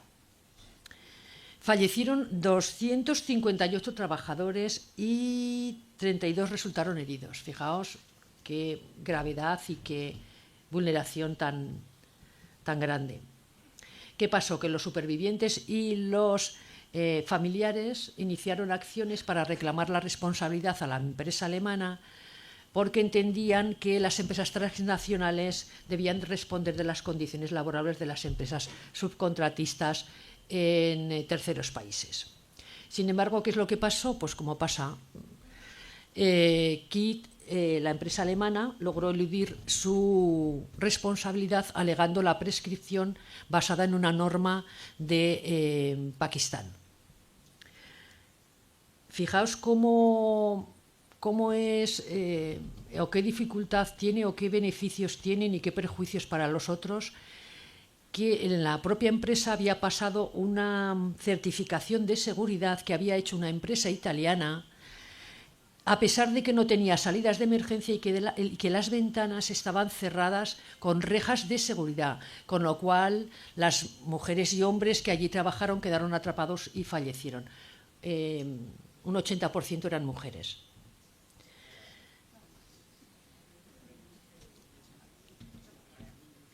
Qué raro, sí. ¿Qué pasó? Que se pusieron en marcha mecanismos internacionales, fundamentalmente a través de las iniciativas de las ONGs de Pakistán y de Europa, y fundamentalmente a través de la Organización Internacional del Trabajo. Y al final, en el año 2016, se llegó a un acuerdo por la empresa alemana para pagar las indemnizaciones a las personas víctimas de esa tropelía. ¿Qué tuvo de bueno esto? Nada. Pero sí que es verdad que se creó y se acordó, llegó a un acuerdo internacional sobre la salud y la seguridad en el trabajo, en la industria textil y de la confección. Y ese acuerdo internacional se extendió a Pakistán. Todavía es peor el último segundo, luego ya os diré algo más alegre, porque de verdad... Pero es que es así, ¿no? También supongo que lo recordaréis porque fue en el 2012, luego 2013. En el edificio Rana Plaza de Bangladesh se derrumbó, a pesar de que los trabajadores habían dicho que había grietas y que se derrumbó, y eso encima de los trabajadores que estaban allí, y hubo nada menos que 1.134 personas fallecidas. En ese edificio trabajaban marcas muy conocidas. Benetton, Mango, Inditex, Primark, entre otras. A raíz de eso, y a raíz de pedirles responsabilidades, se llegó también a un acuerdo de prevención por las empresas que estaban implicadas en los sucesos, y se basó en inspecciones independientes. Se crearon comités que vosotros sabréis, que seguro que alguno ha participado en los comités de seguridad y salud en las empresas, y se permitió el acceso de los sindicatos a los centros y a las fábricas, cosa que no sucedía. Esto puso de manifiesto la necesidad de regular en la Unión Europea los programas suficientes para garantizar la explotación, para garantizar que sus empresas y sus subcontratistas en la cadena de actividad respondieran y empezaran a asumir los derechos humanos. Y el rayo de luz llega por fin con una directiva que es la 1760-2024 del Parlamento Europeo y del Consejo sobre la diligencia, fijaos, diligencia debida de las empresas en materia de sostenibilidad. Entró en vigor el 26 de julio del 24 y será traspuesta a la normativa española y al resto de los países europeos que forman parte de la Unión Europea 2 años después, que es el 26 de julio del 2026. Esto hace que sea un momento decisivo para la protección de los derechos humanos y para la exigencia de responsabilidad a quien causa el mal. Obliga esta directiva a evaluar los riesgos de los derechos humanos y del medio ambiente que se asocian a sus operaciones, a su actividad. Y lo más importante, también responden por la cadena de suministro, lo que nosotros llamamos las subcontrataciones de la actividad productiva. ¿Cuál es la diferencia? Pues es muy claro, esto que ha pasado en estos supuestos ya no puede suceder. ¿Por qué? Porque las víctimas o los trabajadores tienen ahora un mecanismo efectivo, un recurso efectivo para demandar ante los tribunales europeos. Se aplica a las empresas radicadas en Europa con más de 1.000 trabajadores de promedio, que tengan una facturación también de promedio de 450 millones, y también a las empresas radicadas fuera de la Unión Europea que facturen al bloque europeo 450 millones. Es verdad que hay excepciones que se ha excepcionado para instituciones financieras, fabricantes de armas y la tecnología de vigilancia. Son exenciones parciales, no totales, pero parciales. El segundo derecho del que voy a hablar, y que yo creo que seguro que muchos hemos sufrido, es el derecho a la no discriminación. También, según establece la OIT, cientos de millones de personas sufren discriminación por razón de su ideología, por razón de su actividad sindical, por razón de su origen, por razón de su sexo, por razón de su identidad, orientación sexual y por razón de su discapacidad, entre otras cuestiones. Se garantiza la igualdad de trato, y eso quiere decir no discriminación. Las claves son que tanto se prohíbe la discriminación directa como la indirecta, de tal manera que puede haber normas neutras que perjudiquen a un colectivo concreto, llámese mujer, llámese por raza. Esa garantía en el derecho laboral se extiende a todas las partes del proceso productivo. En principio, a la selección, a los ascensos, al sistema de seguridad, y también debe ser también no discriminatoria cuando se extingue la relación laboral, es decir, está prohibida por la extinción de la relación laboral basada en esas discriminaciones.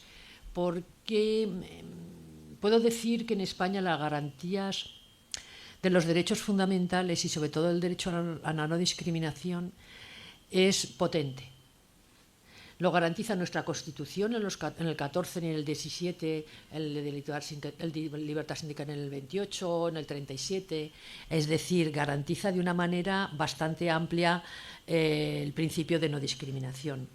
También la reciente, bastante reciente, Ley 1522 integral para la igualdad de trato. La más antigua ley orgánica 3/2007 para la igualdad de género, y muy recientemente el Real Decreto 1026/24, que desarrolla medidas para garantizar la igualdad y no discriminación de las personas LGTBI en el ámbito laboral. Los mecanismos de defensa creo que los conocéis todos. Una vez que una norma es derecho, en este caso además derecho necesario, su vulneración conlleva la posibilidad de la denuncia de esta inspección de trabajo, que conlleva una sanción, y luego también la posibilidad de acudir a los tribunales, que deben no solamente dar una indemnización, sino denegar las vulneraciones concretas y, por tanto, es una doble garantía. Me refiero ahora, como una cuestión discriminatoria, que no tiene por qué, pero lo es, al sesgo algorítmico. ¿Por qué? Porque los algoritmos son entrenados con los datos históricos y pueden ser discriminatorios. ¿Por qué? Porque los datos que cogen son datos históricos que pueden ser sesgados y que además, si las decisiones que se han tomado son también sesgadas, ese algoritmo lo que hace es ampliar o amplificar esos sesgos, con el resultado de una discriminación mayor. Dos casos os voy a dar solamente, porque voy a intentar ser parca y no extenderme demasiado. Supongo que sí que habréis conocido, por lo menos habréis oído el sesgo, la herramienta de reclutamiento que tuvo Amazon y que tuvo que desechar, porque para la contratación desechaban los títulos y los currículos de las mujeres, y todos aquellos currículos que detallaban o decían, por ejemplo, club de ajedrez femenino, o se referían a universidades femeninas. ¿Cómo se había creado el algoritmo? Pues había utilizado los currículos en la industria tecnológica, fundamentalmente de los varones, y había equiparado la masculinidad con la calidad profesional. Tremendo, ¿no? Bueno, me gustaría hablar de una cosa muy reciente y muy chula, que os va a gustar, por lo menos a los compañeros que tengo aquí delante, que es una sentencia de la Audiencia Nacional de lo Social de 4 de julio del 25. Se estima una demanda formulada por la representación de los trabajadores en una empresa del sector del contact center para que les proporcionaran los parámetros y reglas y las instrucciones en las que basaban los algoritmos en la empresa, y que afectaban a las condiciones laborales de la plantilla. Y también tenían un algoritmo que era automático, que se utilizaba para asignar las libranzas. Bueno, pues la empresa negó, como siempre negó, y dijo que no tenía ningún algoritmo. Se acreditó que tenía un algoritmo, y entonces, ¿qué dijo? Que forma parte del derecho de libertad sindical el derecho de información pasiva. Y entre el derecho de información pasiva se encuentran la información algorítmica en materia de gestión de personal. Por consiguiente, como la empresa había denegado a proporcionar esos datos y los sistemas de algoritmos, la Audiencia Nacional le condena por vulneración del derecho de libertad sindical y le condena a cesar en el comportamiento antisindical, a dar los datos correspondientes al algoritmo, y lo que hace cuando existe una vulneración de derechos fundamentales, automáticamente el 83.2 de la Ley Reguladora de la Jurisdicción exige que se dé o se otorgue una indemnización. También la Unión Europea aquí ha sido espabilada, ya ha dicho, ya vale. Y entonces también en 2024, si os dais cuenta, en el 2024 ha habido muchas normas en este sentido, ¿no? Es un buen año para la protección de los derechos humanos, que es la Ley de Inteligencia Artificial, que garantiza que los sistemas de inteligencia artificial sean transparentes, es decir, se tenga derecho a saber cuáles son sus criterios, sus normas y cómo devienen algoritmos,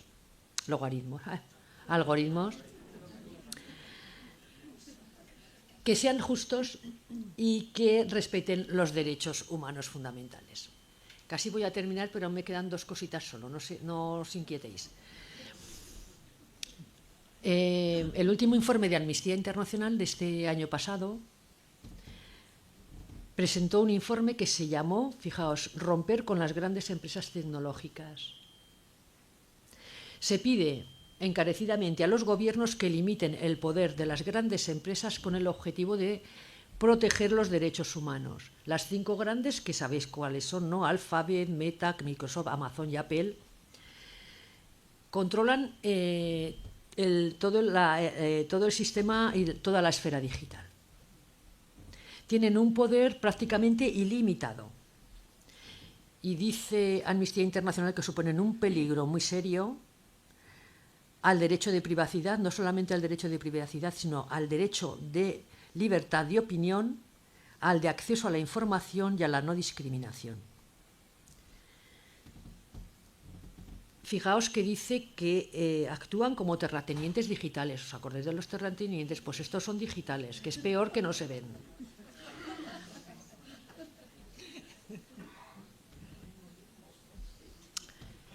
No solamente debe ser una cuestión de mercado, que eso la Unión Europea hace tiempo que lo controla, sino es una cuestión de garantizar en general los derechos humanos a los que me he hecho referencia. Seguro que hay alguno más que vulnera y que no he dicho, pero es así. Y a mí me gustaría terminar ya con pues con una poesía. No, porque ya vale de... Entonces, digo, la mayor vulneración de los derechos humanos se produce en las guerras. Entonces, termino mi exposición con una poesía de Miguel Ángel Arenas que se titula ¿Por qué en paz? Porque no hay otro camino si queremos seguir siendo, porque las guerras solo sirven para hacer más ricos a los ricos, porque el odio enferma y no hay antídoto, porque la violencia no soluciona los problemas, porque es mentira que unos sean más que otros, y si lo fueran, para eso tenemos cerebro y 1 millón de años de historia. Porque la paz es la paz, porque vivimos en el mismo planeta, porque podemos pensar y porque la paz está donde estéis en paz. Muchas gracias por atenderme.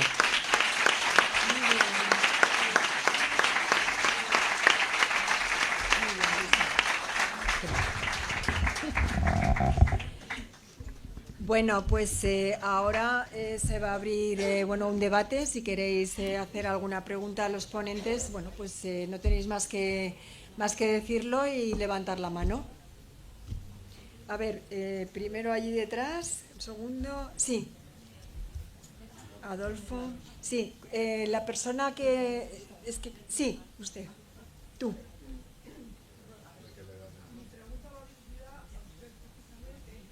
¿A mí?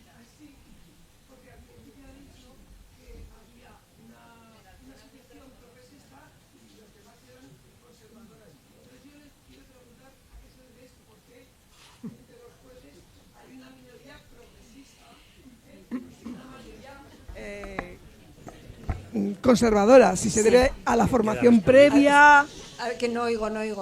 a la formación previa o a qué circunstancias. Gracias. Bueno, a ver, yo la respuesta exacta no la tengo, pero sí que puedo intuir y además, además relacionado con un poco con lo que he dicho antes, de que nosotros como asociación, pues promovemos que jóvenes que tienen, que se han desarrollado en entornos menos favorecidos, pues puedan acceder, si quieren ser juezas o jueces, pues que puedan acceder a la judicatura. Creo que tiene que ver con que la judicatura pues ha estado relacionada durante mucho tiempo pues con personas, no es mi caso, creo que tampoco es el de mis compañeros, pero en general con personas pues con más poder, personas pues que se han desarrollado en entornos pues digamos, vamos a utilizar el término más pijos, más pues eso, con más poder adquisitivo, con otros valores y con otras otra forma de desarrollarse, ¿no? Eso, claro, tiene su reflejo, eso ha sucedido durante muchos años. Y no solo eso, es que durante muchísimo tiempo las mujeres no tenían acceso, no podían acceder, no podían preparar la oposición de jueces. Bueno, un ejemplo que me viene a la cabeza ahora es Cristina Almeida, que quiso ser jueza y no pudo, porque en ese momento las mujeres no podían prepararse la oposición de judicatura.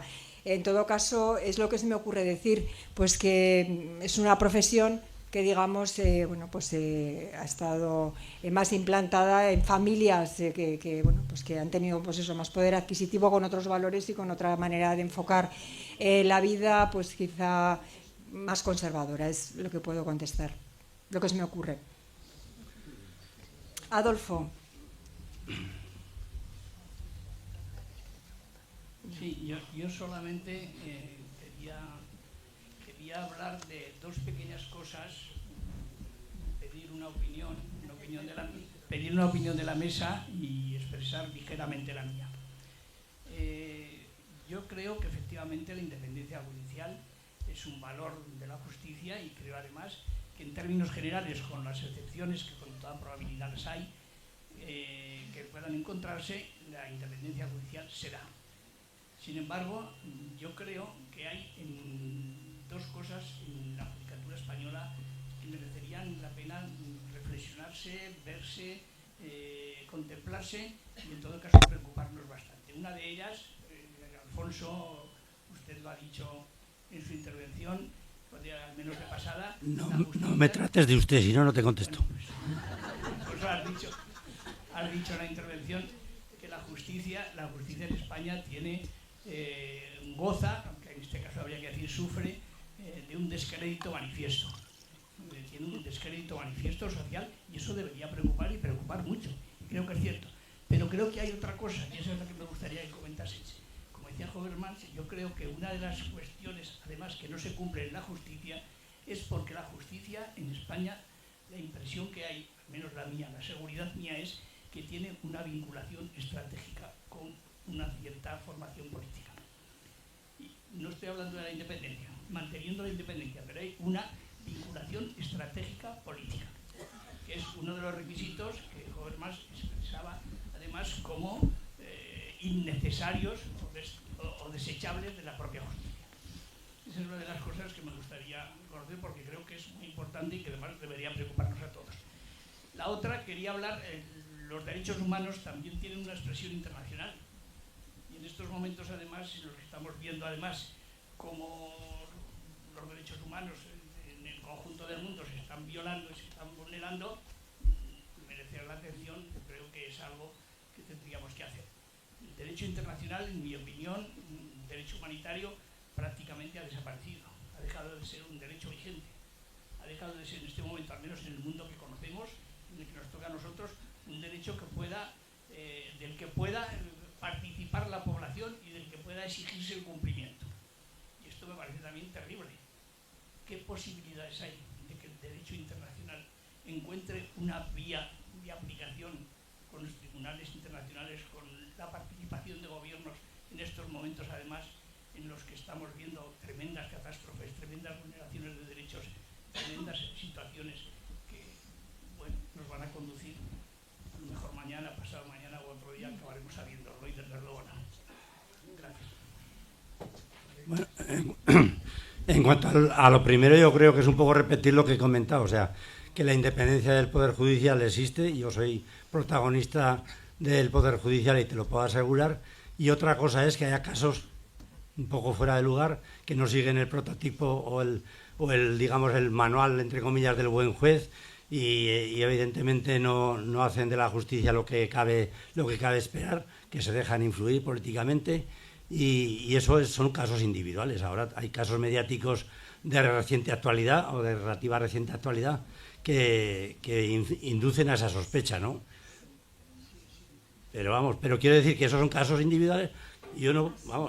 Una cosa es defender la independencia como principio del Poder Judicial, que verdaderamente está garantizada, constitucionalmente está garantizada, y por la Ley Orgánica del Poder Judicial también. El Consejo General del Poder Judicial no nos da instrucciones para que nosotros pongamos las sentencias en un sentido o en otro, ni los partidos políticos tampoco. Lo que pasa es que se confunde a veces, lo que comentaba antes, se confunde lo que es la elección del Consejo General del Poder Judicial, que es lo que provoca muchas veces estos comentarios de que los jueces que integramos el Poder Judicial no somos independientes, se confunde eso con lo que realmente ocurre. Y quiero decir, los vocales del Consejo no son Poder Judicial. El Poder Judicial somos los que hacemos sentencias. Los que celebramos juicios y hacemos sentencias y aplicamos la ley. Entonces a veces se confunde un poco a nivel también de dogmática, o sea, de saber lo que es cada uno, en ese sentido, de que una cosa es el Poder Judicial como órgano de gobierno del mismo, y otra cosa es el Poder Judicial real, que es el de los jueces y tribunales que ejercemos la jurisdicción.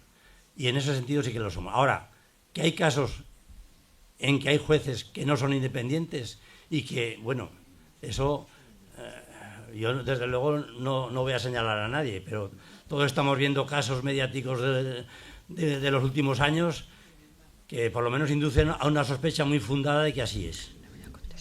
Sí, a ver, ¿dónde? Bueno, y en un sentido o en otro, vamos. Incluso a veces juicios que se han ventilado en las más altas instancias. Y hasta ahí puedo leer. Sí, yo... Uy, ¿por qué no? Bueno, yo quería agradecer a Adolfo, él, como dice, me alegra que me haya hecho esa pregunta, ¿no? Porque yo estoy con Alfonso en el sentido de que los jueces somos independientes, pero todos somos imparciales. Cuando Habermas hablaba de que tiene que haber una coherencia normativa, la coherencia normativa surge precisamente por aplicar las normas que el común de la sociedad considera como justas. Y por tanto, ¿por qué son decisiones justas? Porque son justas para ambas partes. Entonces, quizá muchas veces, o algunas veces, o como queréis, muchas, pocas, unas pocas, somos independientes pero no somos imparciales. ¿Por qué? Porque nos dejamos influir por el poder y a veces por cuestiones de oportunidad política. ¿Qué es lo que decía Habermas? Que no tiene que suceder.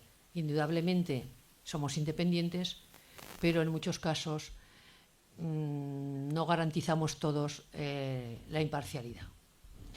Y con arreglo a qué hacemos con las normas internacionales, hombre, indudablemente las normas de Jus Cogens se aplican a todos, hayan suscrito o no hayan suscrito los convenios internacionales. Pero Estados Unidos precisamente, o China, o la Unión Soviética no suscriben los convenios que les obligan a respetar el derecho internacional.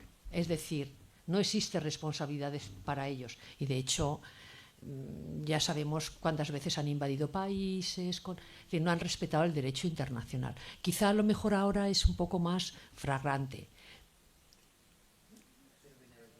Pero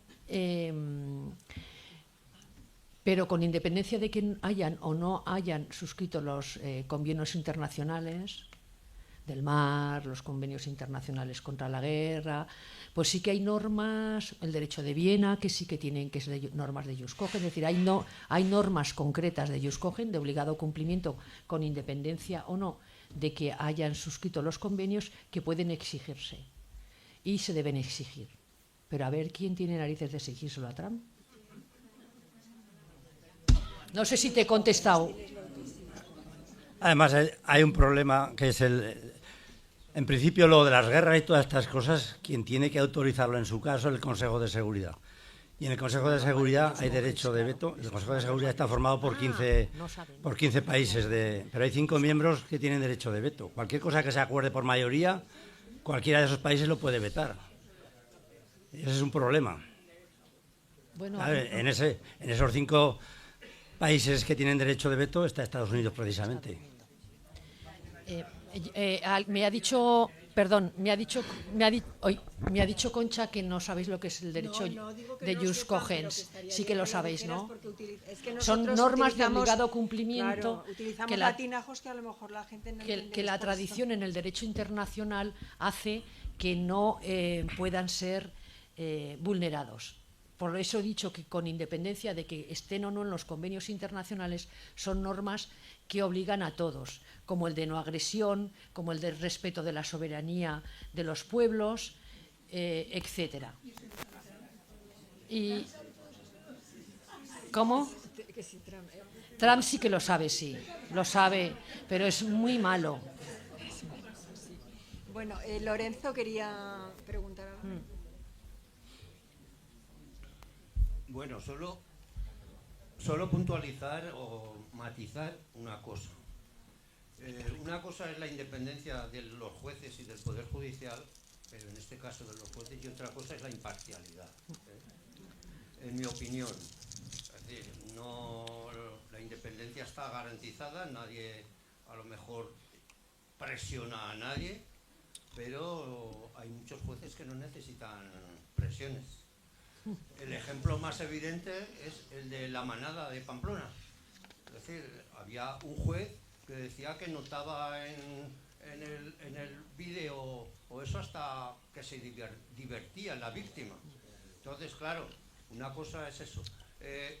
Y otra cosa, si no fuera por estos problemas, no tendría por qué haber varias asociaciones de jueces y juezas. Es decir, todos pensaríais lo mismo y actuaríais de la misma manera, con imparcialidad. Es decir, que depende también el problema no de que se presione o no se presione a los jueces, sino de su extracción social, de su pensamiento político, de su ideología, etcétera, etcétera. Eso es lo que quería decir.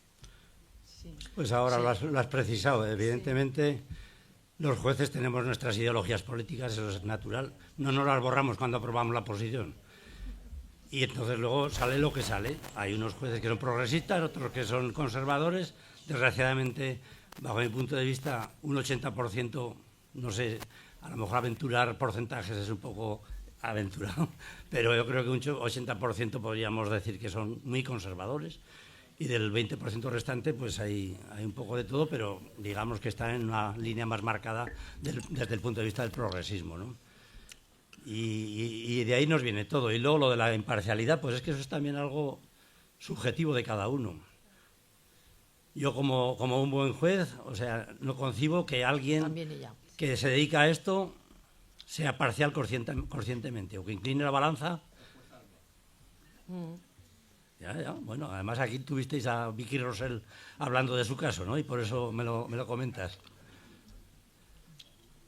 Pues fíjate de lo que le sirvió aquello. Pues que ha tenido que cumplir una condena de unos años.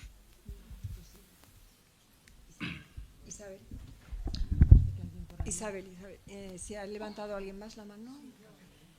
Ella ha levantado antes, ¿eh? Pues bueno, daros las gracias. Pues la siguiente. Aunque deciros, por lo menos mi opinión, ninguna de las dos intervenciones nos ha resultado un tostón. Gracias. Marisa, tranquila, Marisa. Yo tenía mi preocupación. Ya, por eso lo digo. Pero yo os quería preguntar una cosa. Ha salido de refilón, pero ha salido el tema de que hasta no hace muchos años las mujeres no podíais acceder a la judicatura, no podíamos. Y desde ahí hemos pasado a que el 60% de los jueces sean juezas, seáis juezas. No está mal porque hemos avanzado en relativamente, históricamente, pocos años, porque veníamos del subsuelo. Lo que os quería preguntar, el hecho de que haya tantas mujeres impartiendo justicia, ¿creéis que aportan un punto de vista o una sensibilidad distinta o tenéis la sensación de que es absolutamente igual? A ver, yo pienso que eso tiene que ver con la mentalidad, pues con lo que decíamos, ¿no? Seas hombre o seas mujer, sí que desde luego es muy positivo, ¿no? Que estemos en un porcentaje superior, ¿no? De mujeres aún así, siendo más mujeres juezas que hombres. El acceso a las cúpulas más altas de la judicatura ya vemos cómo está, pero bueno, en todo caso, sí, somos más juezas que jueces. Como ejemplo diré que en mi promoción fue una promoción muy grande, de 300, aprobamos en aquel momento 300 personas la oposición de judicatura y en la escuela judicial estábamos 200 mujeres y 100 hombres. O sea, que el porcentaje es importante. Pero yo creo que a la hora de esto que planteas es más la mentalidad que tengas, porque hay muchas mujeres con mentalidad muy conservadora, muy conservadora. Bueno, hay un ejemplo, yo tampoco quiero nombrar ni a compañeras ni a compañeros, pero ha habido un ejemplo reciente, relativamente reciente, con el tema, bueno, pues de la nomenclatura, la denominación del colegio. Yo me he estado refiriendo cuando he nombrado las participaciones de Alfonso, yo he hablado del Colegio de la Abogacía, pero se llama Colegio de Abogados. Y hubo, bueno, pues esto fue a juicio, pues para decir, porque había mujeres que necesitaban, decían, queremos sentirnos incluidas y que se denomine Colegio de Abogadas y Abogados. Es que tiene que ser así. Sin embargo, bueno, pues la jueza que llevó este caso, pues decidió que no tenía por qué ser así, y que el término genérico abogados no suponía ninguna exclusión, pero no es eso, es que lo que no se nombra no está, no se ve. Nosotras tenemos que estar porque estamos y existimos. Y bueno, pues es lo mismo que si a un abogado le llamáramos abogada, ¿verdad? Pues es eso. Creo que tiene que ver con la mentalidad. Hay muchas mujeres en la judicatura que no son progresistas y por eso, bueno, pues no sé si te he respondido, pero creo que tiene más que ver con la mentalidad, bueno, pues toda bueno, pues digamos el predominio pues del pensamiento conservador en la judicatura, más que con el tema de que haya más mujeres o más hombres. Sí. Es muy breve, muy clara.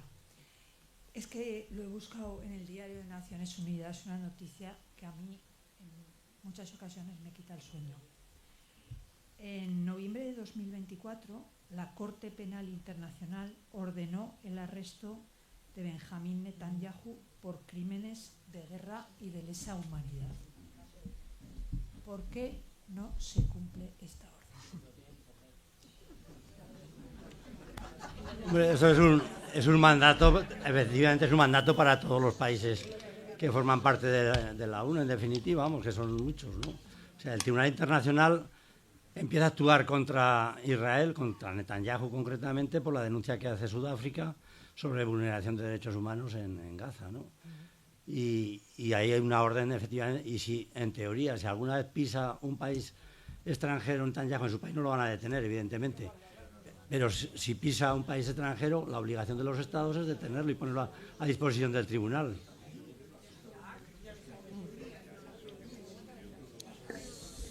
O sea, no hay, digamos, una policía internacional que vaya a ir a su casa a detenerlo. Tiene que ser, eso tiene que ser a través de la colaboración de los estados. Si Netanyahu va en un momento dado va a otro país extranjero y lo detienen, pues estaría bien detenido, ¿no? Pero o sea, las barbaridades de las que hablabas al principio, y que la inmensa mayoría de este auditorio compartimos contigo, que realmente el mundo se nos ha ido de las manos, nos lo están echando por tierra por dos asesinos que son Trump y Netanyahu, que lo único que buscan es enriquecerse y están llevando al mundo a no se sabe qué barbaridad.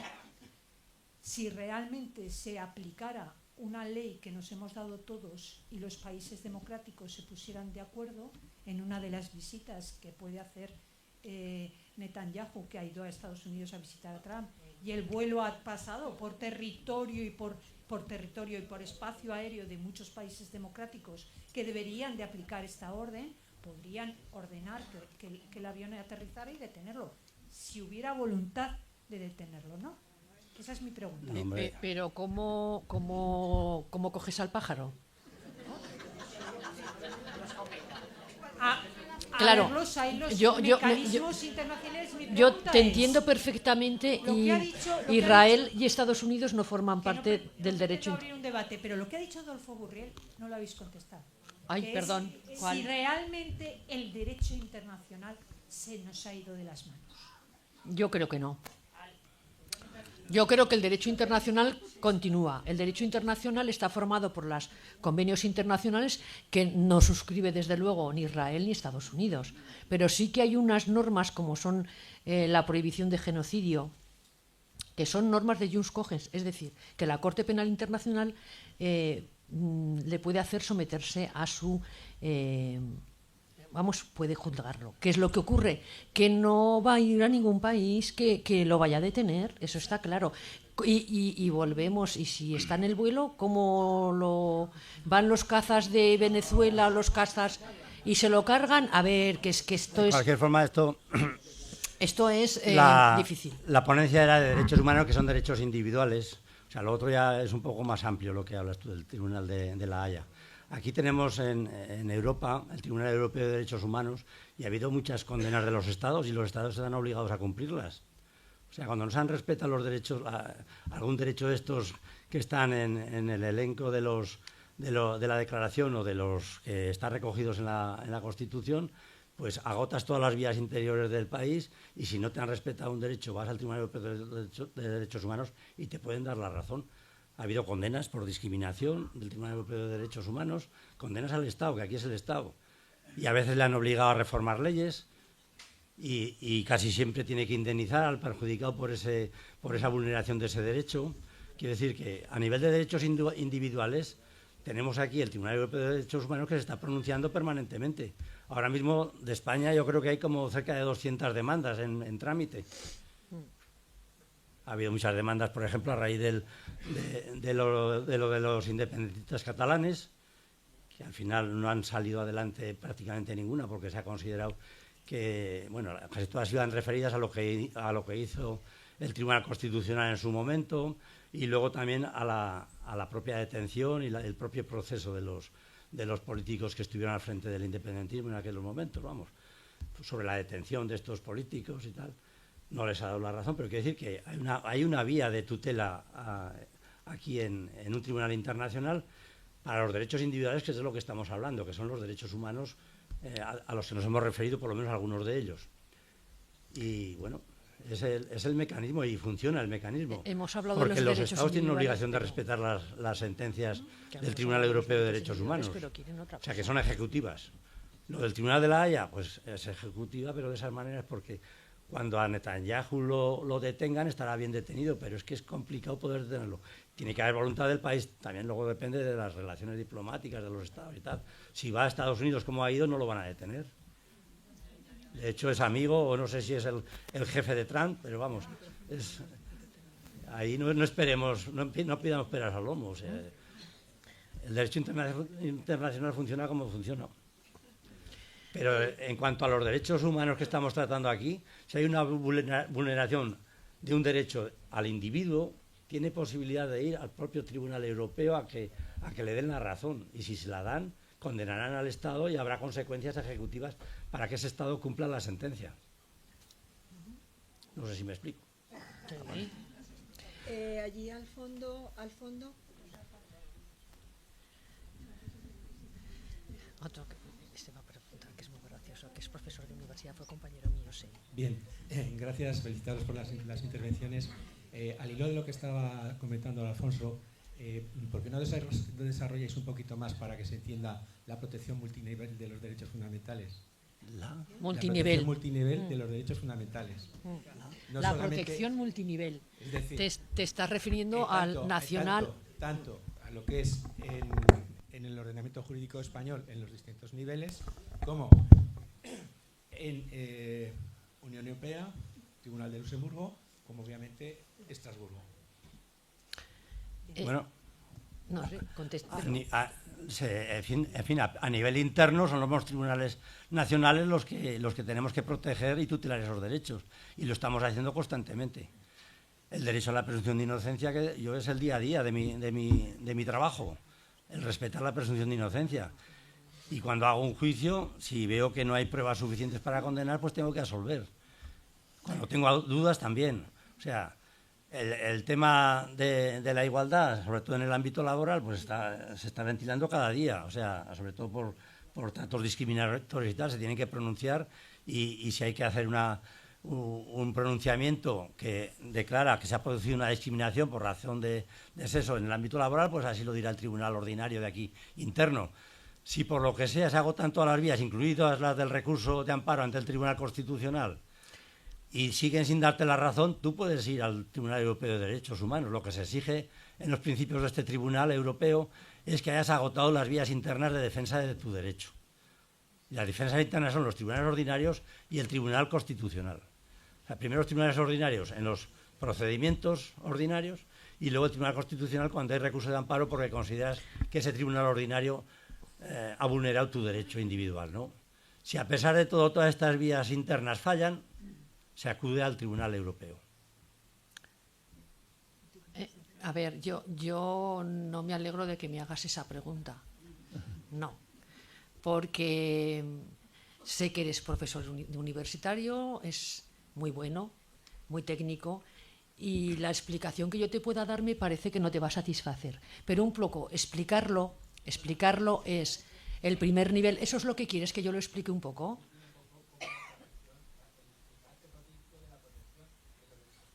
Vale. Sí, bueno, ya te he entendido. El primer nivel, ya lo hemos dicho, que es el nivel de la jurisdicción ordinaria, en la que en la jurisdicción ordinaria hay un procedimiento de tutela de derechos de la libertad sindical que se lleva en el ámbito contencioso, en el ámbito penal, incluso en el ámbito social. En segundo lugar, ¿cuál tenemos? El derecho constitucional, es decir, el recurso de amparo al que se acude cuando hay vulneraciones de este tipo. Tercer nivel, cuando yo era abogada me decían, yo hasta Europa. A mí, si no me dan la razón, yo me voy a Europa. Pues ese es el otro escalón, es decir, cuando hay vulneraciones de derechos fundamentales que no son atendidos y se han agotado, como ha dicho Alfonso, todas las vías nacionales, tenemos el derecho a acudir a el Tribunal de Derechos Humanos Estrasburgo. Y hay otro derecho, que yo creo que es también al que te refieres, que es el derecho de la Unión Europea, que es otro nivel de derechos, también de derechos fundamentales, porque las normas de la Unión Europea vinculan a todos los países a través también de la Carta Social, a través de la Convención de Derechos Humanos en la Unión Europea, y que se aplican por el Tribunal de la Unión Europea, como decimos, el TJUE. Estos dos tribunales se compatibilizan de tal manera que la jurisprudencia de uno y otro sirve para interpretar la misma problemática o el mismo supuesto o el mismo caso. Relevante en la Unión Europea la aplicación la aplicación directa del derecho de la Unión, de tal manera que si una norma española vulnera el derecho de la Unión, el juez aplica el derecho de la norma. Y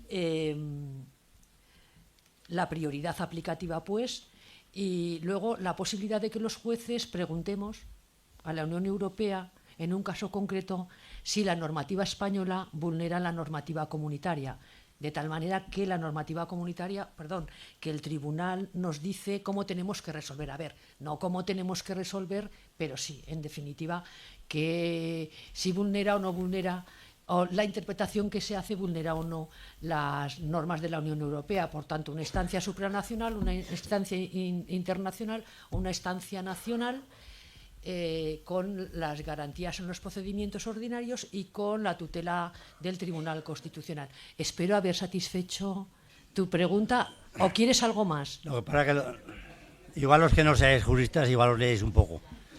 No, ¿a que no os habéis liado?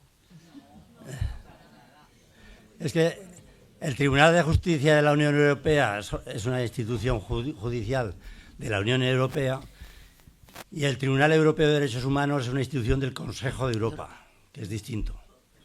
El Consejo de Europa comprende más países, toda Europa, vamos, salvo Rusia, Bielorrusia, el Estado del Vaticano y no sé qué más. Salvo 4 o 5 países, el resto está en el Consejo de Europa. ¿Alguien quiere preguntar algo? No. Quiero decir, y son dos tribunales que no se solapan, o sea, no puedes ir a uno u a otro, o sea, cada uno está para lo que está. Pero el que verdaderamente se utiliza para defender los derechos humanos directamente, porque te los han vulnerado, es el Tribunal Europeo de Derechos Humanos, que es el que depende del Consejo de Europa. Y ahí ha habido pronunciamientos, no sé si acordáis, sobre el derecho a la libertad de expresión, por ejemplo, cuando se quemaban fotos del rey, que aquí resultaron condenados y el Tribunal Europeo dijo que eso se incluía también en la libertad de expresión. Podrás estar de acuerdo o no con la decisión del Tribunal Europeo, pero así se dijo. Ha habido muchos casos en que se ha condenado al Estado Hay otros muchos que no, pero ha habido casos que se ha condenado el Estado. En derechos de libertad de expresión, en derechos de igualdad, de presunción de inocencia, por supuesto, también. Ahora, por ejemplo, pues eso, se decía en el caso del fiscal general del Estado que si todo termina aquí, siempre nos quedará Europa, que alguien lo ha dicho antes, y yo confío en que nos quede Europa. Bueno, ya no sé si alguien quiere hacer alguna pregunta más. Sí, que habían llamado. Sí, habían pues sí. sí, y después. Y ya con eso terminaremos porque, bueno, los organizadores ya me están mirando un poco así de soslayo, como diciendo... Únicamente... Por lo tanto, cuando quieras, ¿sí? ¿No funciona ahora? Sí. Únicamente quería preguntar dos cosas. ¿Por qué la legislatura, la judicatura es tan lenta en la resolución de los juicios? Si eso tiene alguna razón especial en España. Y otra cuestión también es que me parece que todos los problemas que nos han ido viniendo, pues esta comunidad y la comunidad internacional los ha ido resolviendo. Cualquier problema que nos venga con Trump o con los otros, pues también lo iremos resolviendo. El paraíso todavía no está conseguido. Eso, y después la resolución famosa de Garzón, del juez Garzón, ¿por qué diablos no se le ha restituido a su estatus? Yo no puedo contestar a esto último, vamos. A lo primero, lo de la justicia lenta es lo que se dice siempre, pero vamos, precisamente estamos aquí en Zaragoza, que eso deja un poco que no es totalmente cierto. Depende de qué justicia, y luego la justicia como tal, luego también depende de la complejidad de los procedimientos. A veces tiene que ser lenta porque el propio procedimiento es muy complejo. Entonces, por ejemplo, por poner una cuestión de delitos económicos o que hay que analizar contabilidades, hay que hacer cantidad de estudios técnicos de todas las cuestiones que se van planteando, y a veces se alarga porque por su propia naturaleza se tiene que alargar. Pero vamos, en condiciones normales, la justicia, por lo menos la justicia penal y la social más o menos, pero la justicia penal va bastante bien aquí, concretamente en Aragón en general, vamos. Se habla mucho pero vamos, si quieres podemos entrar en el debate, pero esto es algo que se dice mucho, pero realmente muchas veces no tiene un fundamento pleno, Si es verdad que en otros sitios de la geografía española la justicia funciona bastante lenta, pero aquí, salvo la jurisdicción contenciosa administrativa, yo creo que los demás funcionamos con plazos razonables de respuesta. Resolvemos los conflictos que se nos plantean en un plazo razonable. Y de hecho hay en lo penal, que es lo que llevo yo, hay una circunstancia atenuante que es las dilaciones indebidas, que se aplica muy poco. O sea, las dilaciones indebidas quiere decir que tarda el procedimiento más de lo que tiene que tardar. Y eso es un atenuante para el acusado. Y ya digo, estoy hablando de lo que yo ejerzo, que es la justicia penal. Pero vamos, en laboral no sé, pero tampoco es más, relativamente se retrasa nada menos tanto. Pero donde hay una preocupación aquí concretamente en Aragón es en la jurisdicción contenciosa administrativa, que ahí sí que hay retraso. Pero en el resto no sé, es que a lo mejor es aburrir un poco al público hablando de cada jurisdicción, pero tampoco, si hablamos de la justicia lenta pensando en lo penal, que es lo que más interesa a la gente, aquí ese retraso yo creo que fuera de lo razonable no se pueden hacer esas afirmaciones. No sé si, Concha, estás de acuerdo conmigo. Bueno, esto es relativo. Relativo. A veces la sobrecarga de trabajo se mezcla pues con situaciones personales de los jueces, que somos personas, y también tenemos situaciones personales y nudos en nuestra vida que a veces lleva a que nos cueste estar al día. Simplemente decir eso, y es muy complejo y muy difícil resolver los casos, tomar decisiones, pensarlas y ponerlas. Una sentencia decente y motivada. Cuesta mucho. Bueno, pues yo quería decir que hay una causa muy clara, y es el porcentaje de jueces con relación a la población, y por tanto ese porcentaje es muy pequeño, muy escaso en relación a los asuntos que tenemos, y por eso hay retrasos. Aquí, pues hombre, no lo sé, todo es relativo. Yo creo que voy a 4 meses con los despidos y a 5 o 6 con el resto. Pero a mí me parece mucho, porque la gente no es el tiempo desde que tú entra la demanda, sino que anteriormente hay un procedimiento previo, hoy hay una solicitud de seguridad social, con lo cual tú, el caso concreto lo ves pues un año y pico. Y a mí eso, por mucho que vayamos bien, me parece muy largo. Y a costa de a costa nuestra, porque para ir un poco bien tienes que meter más horas de la cuenta, tienes que trabajar sábados y domingos por las tardes, que no sé si sabéis que los jueces hacemos eso. ¿Sabéis? Vale. Y luego lo de Garzón, tampoco me gusta que me pregunten por Garzón, pero yo voy a contestar. Porque es que soy así, voy a contestar.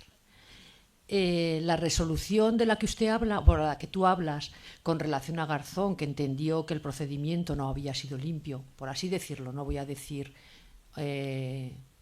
injusto, ¿no? Pero no ha sido limpio. Es un procedimiento que no es vinculante. No estamos hablando de una normativa del Tribunal Europeo de Derechos Humanos cuyas resoluciones son vinculantes tanto para el Estado. Por tanto, la resolución del problema de Garzón no se ha aplicado porque no han querido, si lo han hecho, porque lo van a volver a admitir si la resolución no es vinculante. Eso es lo que yo creo, sin meterme en mayores consideraciones. Sí, ya la última pregunta. Sí, muy breve. ¿Es posible que la ley Mordaza respete los derechos humanos? ¿Es posible que una persona simplemente sea condenada porque un policía haya dicho, no haya más pruebas que la palabra del policía? Y segunda cuestión, ¿cómo es posible que de los 6 de Zaragoza 2 hayan sido indultados y otros 2 todavía estén condenados? ¿Quieres responder tú en penal o si no? Bueno, igual me da, que yo también puedo responder. Lo de la ley Mordaza, pues es una ley que se aplica y en principio, claro, si estás pensando en la gente que a lo mejor dice que por decir esto le han condenado simplemente por expresarse libremente, si esa expresión libre ha consistido en amenazar a alguien, pues a lo mejor había que condenarlo. No lo sé. Eso puede estar en la ley Mordaza y está también en el Código Penal. Quiero decir, lo de la ley Mordaza... No, porque te afecta, claro. Ahí está en cuestión. Yo, desde luego, no estoy muy de acuerdo con los preceptos que establece esta ley en muchos aspectos, pero mientras esté vigente, pues habrá que aplicarla. Y no sé a qué te referías ¿Has puesto algún Sí, ejemplo? yo creo que sé a qué te referías. ¿Te referías al juicio justo o no con relación a la aplicación normativa o a las pruebas que se presentaron? Soy de social, que yo hablo de oídas. Hablas de los 6 de Zaragoza, sí, es verdad. Sí, hablas de los 6 de Zaragoza. Así es. Pero, sí, que no me acordaba yo ahora. pero soy un amante del derecho y de los derechos humanos. Y creo... ¿se está grabando? Creo que no habrá sido independiente, pero creo que no ha sido imparcial, en el sentido de que las pruebas que se presentaron contra los 6 de Zaragoza no identificaban ningún delito concreto a personas concretas individuales. Condenar a una persona, como ha dicho antes mi querido compañero, sin tener las pruebas, no garantiza la presunción de inocencia. Yo creo que ahí no estaría yo muy de acuerdo con las resoluciones judiciales y tampoco estaría de acuerdo con la ley Mordaza, porque realmente, bueno, y con el incremento de las penas a los sindicalistas, a las acciones de la huelga, es decir, estamos hablando de un endurecimiento innecesario de los derechos humanos en el ámbito, en este caso penal, pero bueno, es que me da igual en qué ámbito. En el de la libertad de expresión, en el de vigilar sindicalistas o personas o independentistas. Entonces, bueno, esa es mi opinión como persona humana y no como señorita jueza. De todas maneras, lo de los 6 de Zaragoza hay que distinguir las dos partes. Lo que fue el juicio, que primero para poder analizar un juicio si ha sido justo o no y si se han respetado las garantías, pues hay que estar allí y valorar jurídicamente todas las pruebas que se practicaron. Yo desde luego no me atrevería a criticar nada solo de oídas, ¿no? Ni debo hacerlo de ninguna manera. Eso es una cosa, se agotaron todas las vías judiciales y al final salió lo que salió. Pero vamos, luego está lo del indulto, eso es un tema político. Yo sé que el fiscal informó a favor de 2 casos que son los que les dieron el indulto. Los otros, pues no sé si será porque tenían otros antecedentes similares, no sé exactamente, porque eso no me fijé. Es un tema político del gobierno, que piden informe al fiscal, también piden informe a la sala que lo condenó, que no era mi sala, evidentemente, si no, no estaría hablando. Y con el informe favorable del fiscal, pues se lo dieron a 2 de los que habían participado. Que no se los dieron a los demás, pues a veces es por eso. No sé en este caso concreto por qué fue, pero a veces es porque se considera que los otros han tenido ya otro tipo de implicaciones en otros asuntos similares, o en fin. Eso es una decisión política. O sea, el indulto no lo damos los jueces, es el gobierno, y por tanto ahí ya no podemos entrar. Bueno, pues ahora sí, ya me dicen que terminamos. Muchísimas gracias a todas y todos por haber participado, por haber intervenido. Ha sido un placer y hasta la próxima.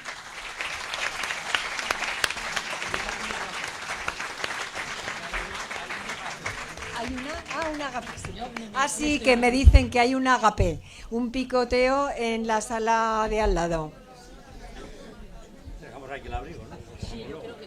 Y si queréis entradas para el concierto de la 14 Abrilada, las vendemos en la puerta.